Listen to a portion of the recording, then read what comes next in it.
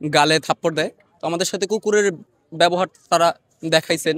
এটার জন্য আমারে হ্যান্ডকাফ পরায়া গাড়িতে তুলে। তো পরবর্তীতে আমি জানতে পারি যে উনি যিনি আমার গায়ে হাত তুলে সে হলো গিয়া পল্লবী থানার ওসি। আমার পরিচয় হচ্ছে আমি দূরবীন নিউজের মাল্টিমিডিয়া রিপোর্টার হিসেবে আছি। তো অফিস শেষে আমি এখানে আমার সহকর্মীদের সাথে আহ, খাবার খাচ্ছিলাম। তো আমি দেখতে পাই যে এখানে অনেকগুলো পুলিশ সদস্য একজোট হয়েছে। তো আমার যেটা পেশাদার দায়িত্ব হিসেবে আমি এখানে যাই যে কি হয়েছে। তো দেখতে পাই যে কিছু অভিযান চলতেছে আর কি, পুলিশের অভিযান চলতেছে। তো পরবর্তীতে আমি যখন ফুটেজ সংগ্রহের জন্য যাই, একজন পুলিশ সদস্য, সে ইউনিফর্মে ছিল না।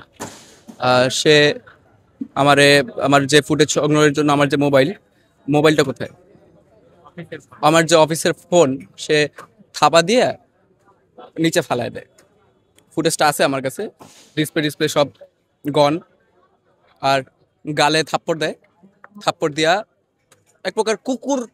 আমরা তো গণমাধ্যম কর্মীরা হচ্ছে কুকুর, তো আমাদের সাথে কুকুরের ব্যবহার তারা দেখাইছেন এখানে।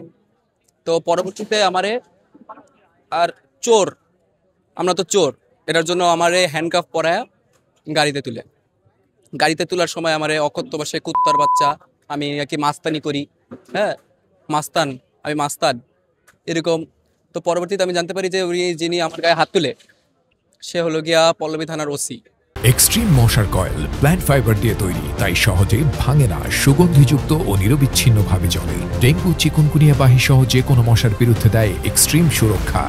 আর পরবর্তীতে আমি যখন আমার গাড়িতে তোলা হয়, তখন ওইখানে একজন কনস্টেবল ছিল, কনস্টেবল নাম হচ্ছে জাহিদ, ওনার এখানে লেখা ছিল জাহিদ। তো ওনার কাছ থেকে তথ্য পাই যে মূলত আইজির ভাগ্নি যিনি ছিলেন, তিনি এখানে ছিলেন। তার বয়ফ্রেন্ডের মোবাইল নাকি ভাঙা হয়েছে, এটার জন্য তারা এখানে অভিযান পরিচালনা করতে আসছে। আর এই অভিযান পরিচালনার, হ্যাঁ, এই দোকানদার নাকি তার মোবাইল ভাঙছে। তো এই আইজির ভাগ্নি কি হয়েছে না হয়েছে সেটা আমার দেখার বিষয় না। আমি তো সেখানে পেশা আমার পেশাদারিত্ব হিসেবে আমি ফুটেজ সংগ্রহ করতে গেছি। পরিচয় দেওয়ার পরেও আমি যে গণমাধ্যম কর্মী সেটা শুনে তো আরো বেশি আমার উপরে চড়াও হয় যে তুই গণমাধ্যম কর্মী, কিসের গণমাধ্যম, তুই কুত্তার বাচ্চা, হ্যাঁ, এরকম গালিগালাজ করে থাপ্পড় দিয়ে নিয়ে যায়। পরবর্তীতে যিনি ছিল ওইখানে, যে কনস্টেবল জাহিদ, ওর কাছ থেকে জানতে পারি যে এখানে আইজির ভাগ্নি আসছে, ভাগ্নির মোবাইল ভাঙা হয়েছে, ভাগ্নির বয়ফ্রেন্ড নাকি মোবাইল ভাঙা হয়েছে।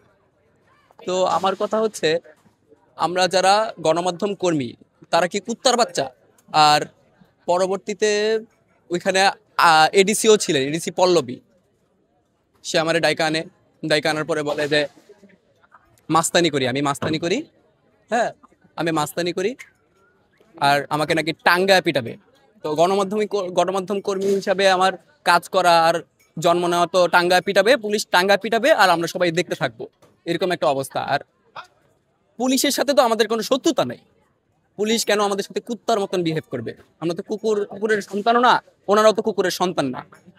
সাংবাদিকদের সাংবাদিকদের দায়িত্ব পালন করতে সময়ও যদি এই অবস্থা হয়, আর পুলিশের সদস্যের কি ভাগ্নি না কি হয়েছে, এটা তো আমার দেখার বিষয় না, আমি তো আমার কাজ করতে গেছি। যখন আমার ছাড়া হয় তখন ফোন ফোনের ডিসপ্লে শেষ, এটা ডিসপ্লে শেষ, অফিসের ফোন, এটা এটা নিয়ে আমি ফুটেজ সংগ্রহ করতেছিলাম।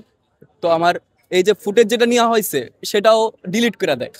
তারপরও আমি বুদ্ধি করে ট্রাশ থেকে এটা বের করি, ফুটেজটা এখনো আছে।